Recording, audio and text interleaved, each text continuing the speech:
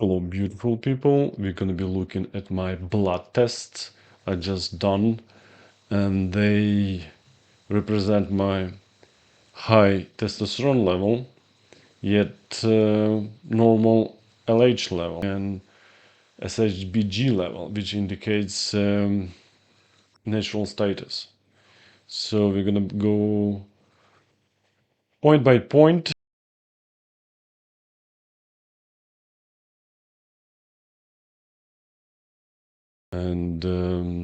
And I'll describe how I achieved this status, high testosterone level, and I essentially just use one point of influence on my biochemistry. So let's consider it step by step. So you will see my physique at that time, and it's been 2 weeks ago, and exercising on average 5 minutes a day. So I'm not exercising every day, and my usual session is like 10 minutes at most. I'm 52 at this time and at the time of this test, and my testosterone used to be much lower at my 45 when I started looking into it, and I tried different methods, and essentially I just use one. As I mentioned, I just use one method of boosting my testosterone, scientifically proven, blood biochemistry. So it's been done on 12th of May. Hematocrit. At 50, it's elevated, and well, normally you don't drink before you do this test. This test I've done at around 10 a.m. and I eaten the evening prior. So it was a hectic week, a hectic evening. So I've eaten the evening prior, which evening, like late evening, at 10 p.m., 11 p.m., and been to the beach. So that definitely affected my blood biochemistry because it would thicken the blood. All this food in my stomach through half of the night, and yeah, so it was 10 p.m. to 10 a.m. So I finished it in around 10ish, and my blood test was around 10. So 50, it's better than I used to have. I used to have like 52, and not specific hydration, but I do take electrolytes, which help to retain the water in the body. So just drinking water, as you know, wouldn't hydrate you as much, and you need to add electrolytes. Some supplements add glucose, which is unnecessary and totally goes against your goal when you drink, for example, in the middle of the night or before bed, or in the morning for that matter. So hematocrit is fine, could be better. And as you can see, the range, this is reference ranges are hilarious. So 40 to 55. I mean, that's only dead people go beyond that range. Excuse my joke, but yeah, this is pretty wild. It's pretty wide and pretty wild. I would say that would be like okay, you can say 42 to 52. Hemoglobin. So this is different measurements, and it can be 17 or 170. It's just the same number, just decimals, different decimals point. So 17 and 3 is rather high. As you can see, the reference range 17.5. So I would think that at this point, my blood wouldn't be taken for the donation. And that there's a reason for that. And the reason for that I have broken nose in my youth. I had a couple of fights, and my nose was broken. I was a boxer sometime, yeah, when I was young, and it impedes my ability to breathe through the nose, and I think the body compensates by increasing its blood oxygen carrying capacity. So hemoglobin is rather high. So I would think that if I go and donate blood, I would be drinking a lot. My red blood cells count increased as well, approaching the upper limit, which I don't want to see. And I do donate blood. It's a healthy procedure if not overdone, as some people do. It's difficult to do this if you're not native speaker, and there's no many doctors that know about therapeutic phlebotomy. And yeah, so this therapy, because you get rid of some toxins that you cannot get rid of otherwise, so microplastics, and then you renew your red blood cells and other blood cells, and they become more flexible to an extent, because the longer they flow in the blood, they connect with the sugar molecules and they become rigid. The sugar molecules connect the amino acids of the proteins and they become cross-linked and they become rigid. So it's more difficult for them to go through the small capillaries and feed the tissue with oxygen and take away the carbon dioxide. So yeah, but that, and I'm still on that, and in the process. Another number that is important when you have high hematocrit, hemoglobin, is platelets. Here indicated as plaquetas, and the platelets is the culprit of many degenerative situations, diseases, and they take part in forming the blood clots. So this is pretty dangerous if you have them elevated. So my platelets 171,000 the count, and this is within the range, on the lower side of the range, which is fine by me. And this is what I want to see. Eosinophils, which is more than 5% of the total. And that might be accounted for by the fact that I do have a seasonal allergy. And this is the time of the year. I have like 2 months when I feel a bit of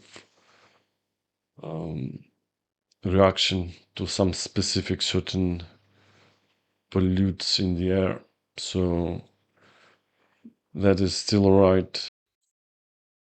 So we see the infamous, notorious glycated hemoglobin, A1C, and people normally know their values. So my value here, 4.8, right? And what's notable, that's on carb-based diet, fat-free diet, I would say, except the good fats and sometimes occasional treats. The day prior, it wouldn't influence straight away, but might skew some results. The day prior, well, nothing would influence that, because this is how normally I eat. I eat a lot of carbs, I eat cookies, I eat sweets. So this is good result. And just to mention that people on fat diets, like ketogenic diets, and those medicinal diets, they're not meant to be long term. This is another topic that mean to discuss, because I've gone through that. It was very difficult and almost killed me, because I don't care what to eat, to be honest. I can eat as astronaut. I can eat from, I don't derive particular pleasure from food. I'm not hedonist by any means. So if it was healthy to eat that diet, I tried that diet, fat diets, I would eat that. I don't care. I like both sides. You can find. I mean, I gluten intolerant. I'm used to this suffering.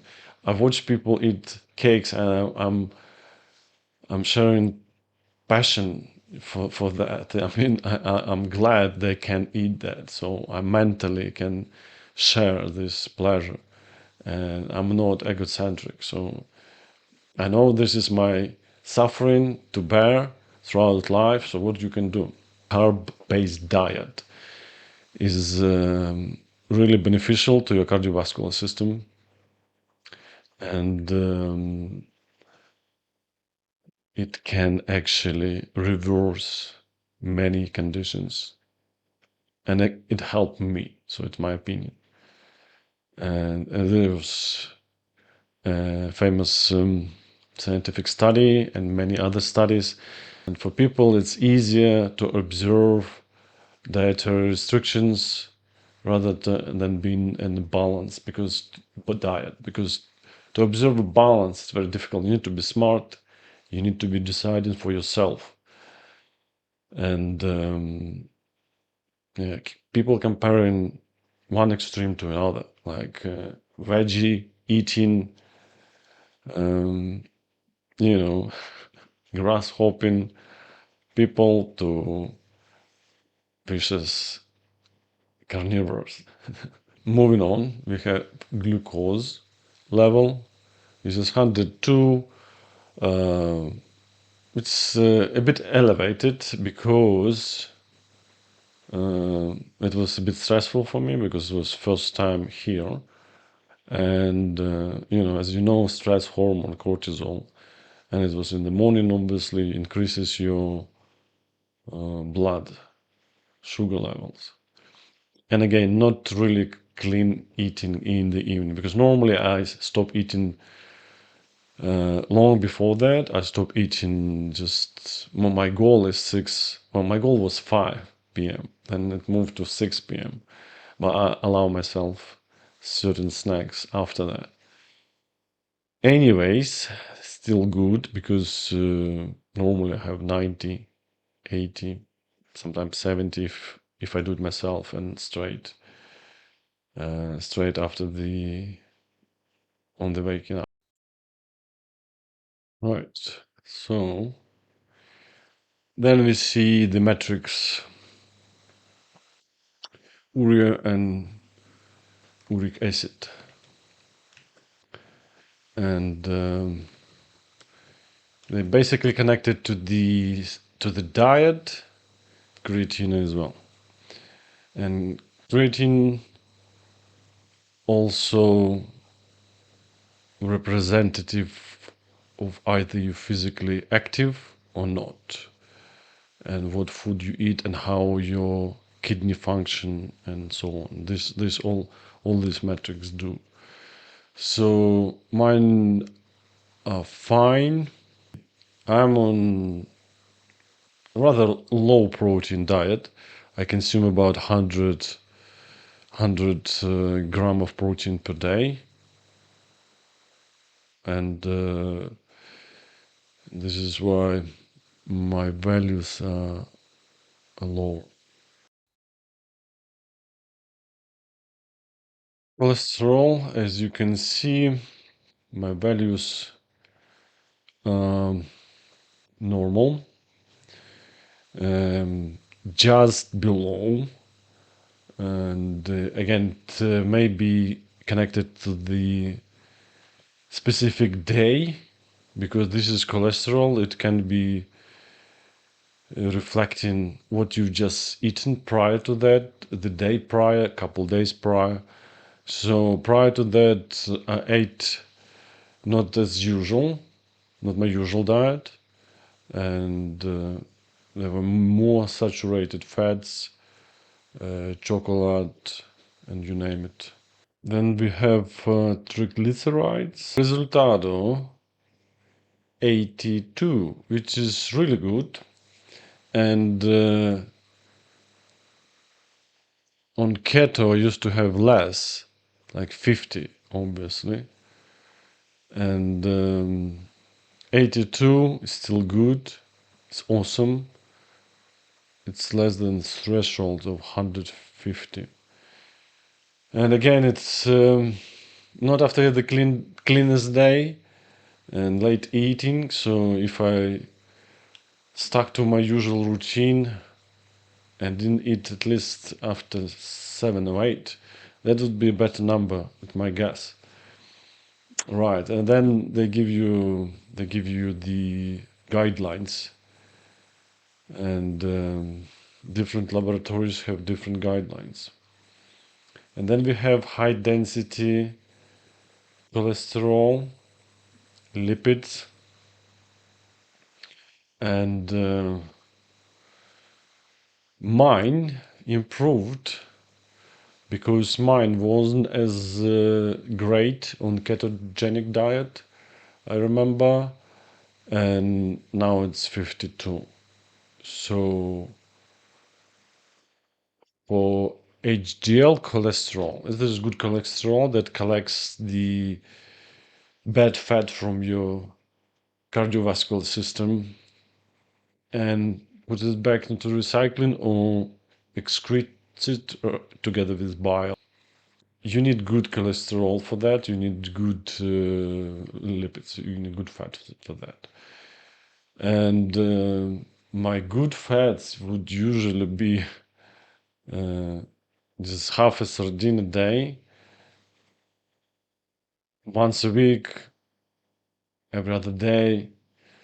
Depends how successful I am at catching the sardines in this particular day or week. And then that would be the walnuts. The same frequency. Sometimes I would go without that. And then we go low density lipids. So this type of cholesterol, which is 130. And that means, and this is bad cholesterol, so-called bad cholesterol. But the evidence, people with the longest lifespan and health span, they have the LDL cholesterol on the high end, and can be actually good. So better tests can sort of sequence this LDL cholesterol value into the subsections, and which will give you better understanding what's specifically going on. So I didn't see that option in this specific clinic, in this specific laboratory, which is a shame. And therefore I just stuck with this value, which is I'm happy, because it advises you, for example, that only if you're just recently recovering from cardiovascular disease, or in the midst of it, it has a threshold of 55 milligram per deciliter, which is, I would think, is pretty low. It doesn't have any benefit to the sufferer. It may be on the contrary, but again, it needs to be looked into in the whole picture. So if your triglycerides are low, that's the main point. Right, our next value, what we've been waiting for, which is Testosterone.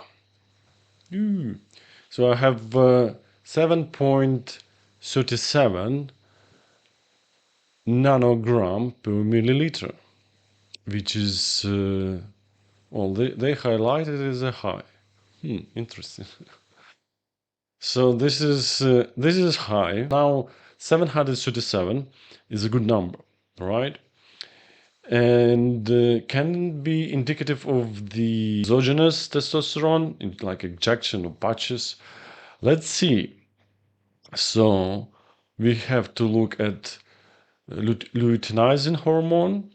This is hormone that secreted in your brain and signals your testes to actually secrete testosterone, and injecting testosterone or consuming it somehow in any other form, tablets, patches, exogenous testosterone, that would inhibit, by the feedback loop, it would inhibit your own endogenous production of the testosterone, and therefore this hormone LH, it would be low.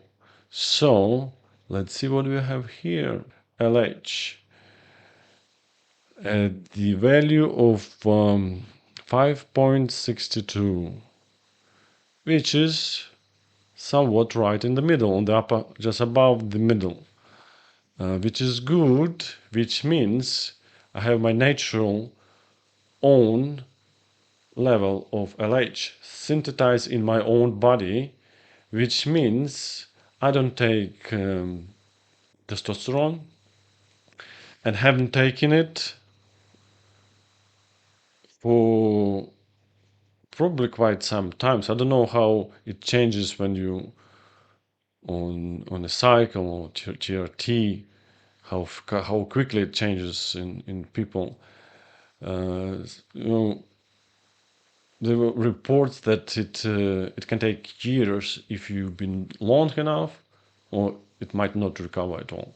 So people lifelong TRT cruise. So, and also I'm not on any other artificial substrates like chorionic gonadotropin, which is similar action to LH but at a different origin. So people sometimes take chorionic gonadotropin therapy. So it substitutes LH, stimulates your testes to secrete testosterone, and thereby, by the feedback action, it acts on the cells in your brain, specific gland in your brain that secretes LH, pituitary gland. LH levels go down, so thereby you can see that you have some injection. Right, we also have DHEA and the active form of it, sulfato. And my levels are just right where I want them. So I don't want DHEA high, contrary to the modern trend of actually supplementing DHEA in the pills. And it is a precursor to various hormones in the body, specifically testosterone, estrogen, and others, but I don't like that because this is extremely difficult to regulate, and it depends on the individuals, because the metabolism of the DHEA is even more individual than testosterone. So I don't take it. I tried it, and it has an array of side effects similar to anabolic steroids. So why would you take an inferior drug and trying to achieve something? I mean, some people get good results. I mean, for women, this is a good hormone to supplement with, specifically at some hormone disbalances. For men, you can get like hair loss from it easy. without without getting the anabolic effects. So what the point?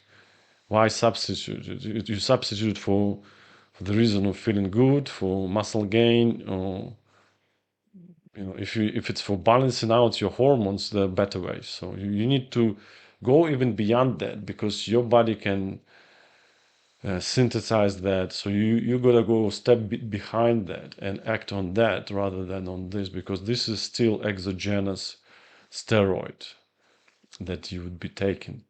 So we come right to the another pivotal point is the estradiol 17 beta, the main culprit in the body for various things, good and evil, right?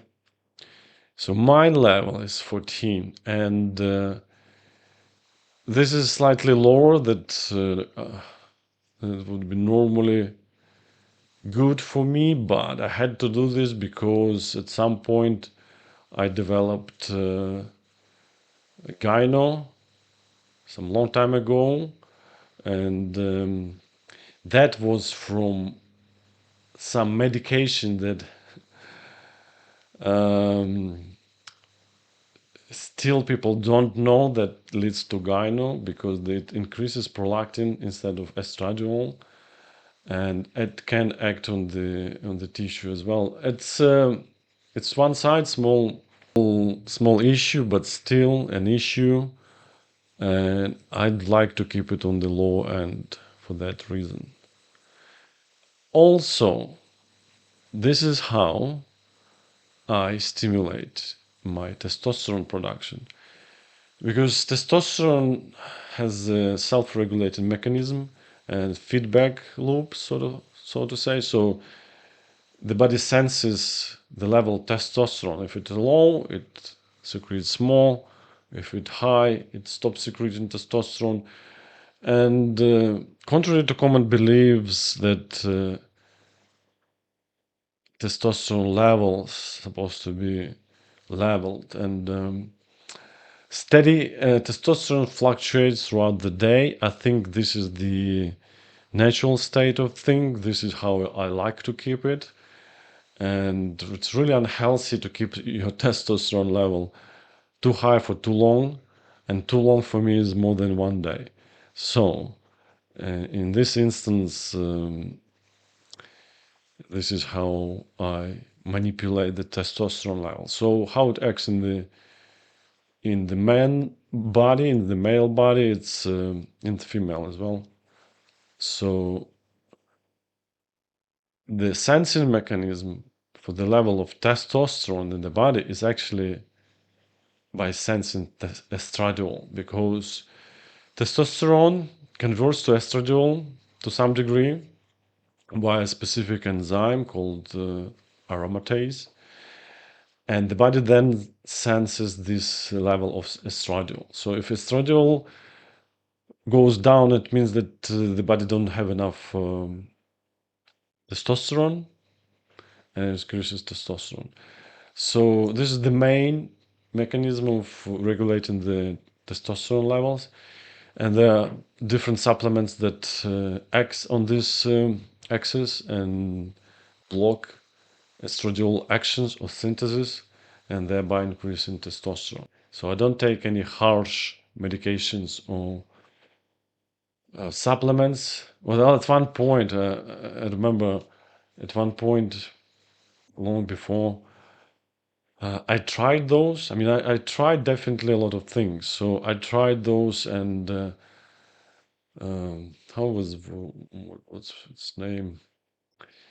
And it was a supplement that would act to, I think it would act to decrease the prevalence of the estradiol receptors rather than synthesis and conversion rates. So, and it was so unregulated. It was, nobody knew how much in those pills. So also, it was advertised how much in those pills. Nobody actually knew exactly how much in those pills. and probably more than needed. So when I took them in the morning, like midday, I felt something horrible. It was like depression I never felt before, and there was like everything was painted black. It was I never experienced anything like that. It was due to these estrogen blockers, and estrogen does contribute to your well-being feeling, and it acts on the GABA receptors pathways and various other pathways, which is of no surprise. So if you're healthy because you have a good hormone levels, and yeah, so I never took that stuff. Epistane, I think it's called epistane. Yeah, it's actually steroid, obviously, and it's designer steroid. So I don't.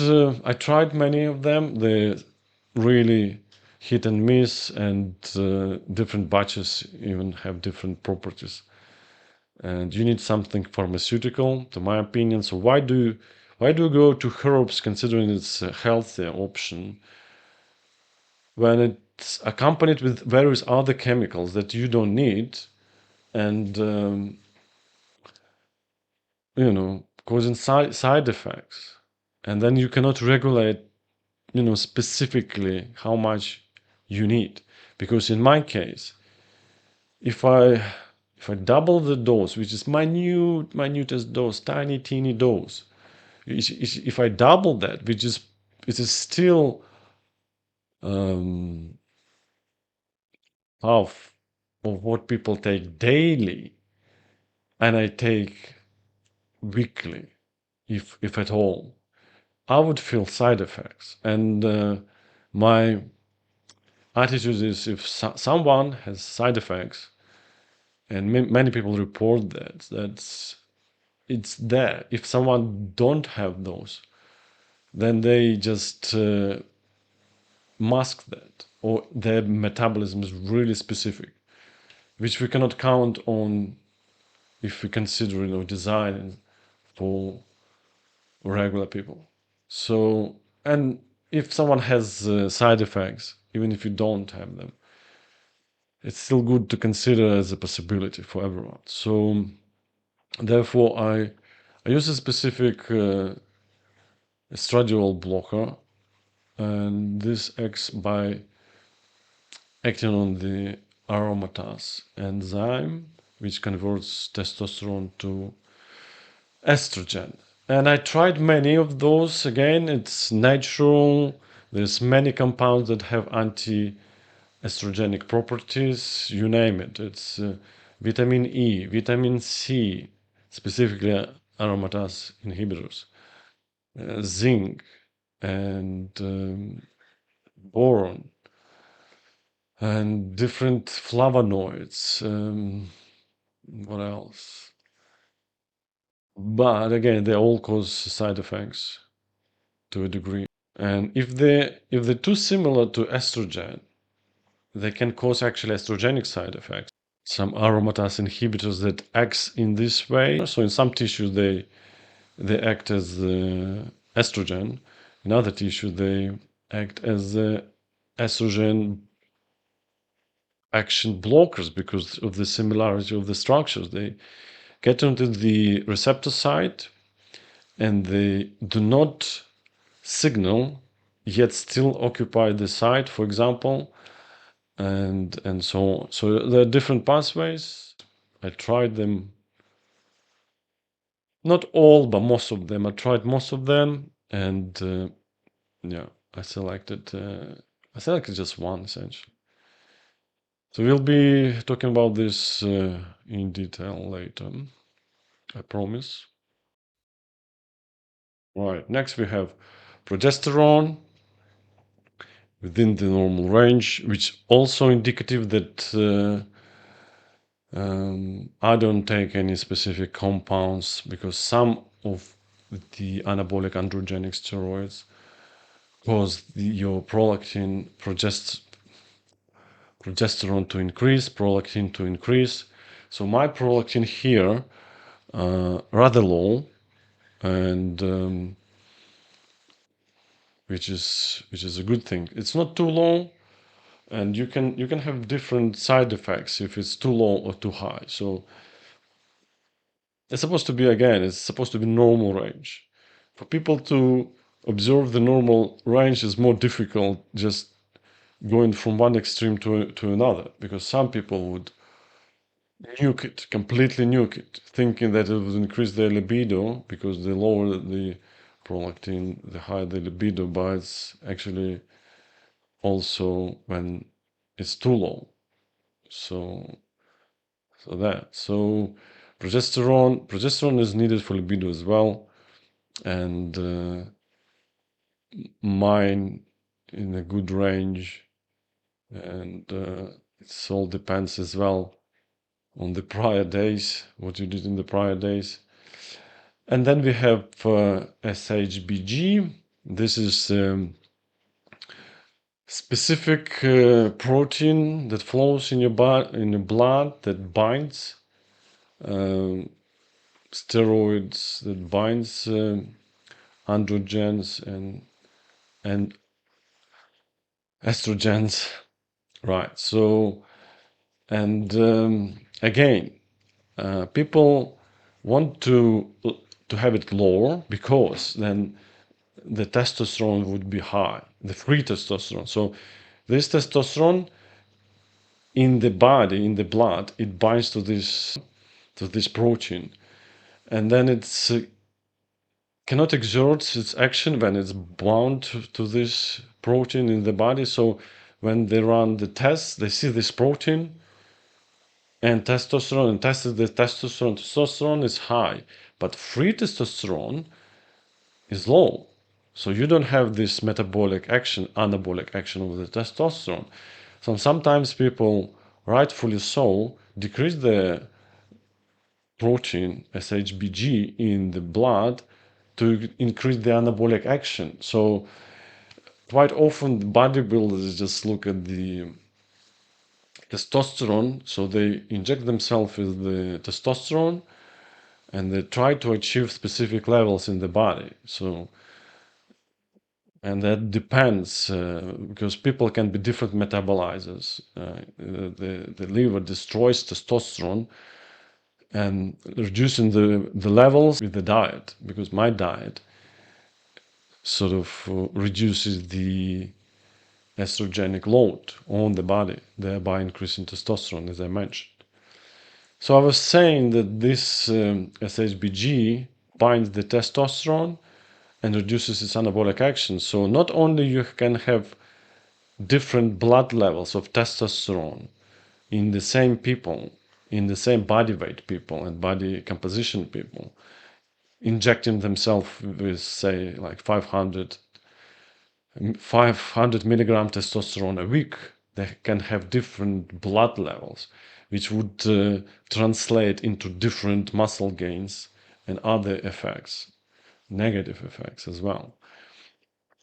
So the level of SHBG determines how anabolic it is. So might be the reason, and the receptors. So you can increase receptors on the lower testosterone levels, and you have more of the anabolic action of the testosterone. I mean, if I take in anabolic steroids, this SHBG would be either too high or too low, because they either bind, some of them, specifically DHT derived anabolic steroid, they would bind this. Estrogen would increase this level. So for example, if you take testosterone and your estrogen levels increase, that SHBG increases. So you and at the same time you need this protein to transport this within the body, lipid soluble hormones. So if it's level high, like free testosterone high in the blood, by diffusion it can go with the other tissues, but again they would have more side effects. So, and I come to this conclusion a long time ago, if your SHBG too high, you get this all sort of issues, all sort of side effects.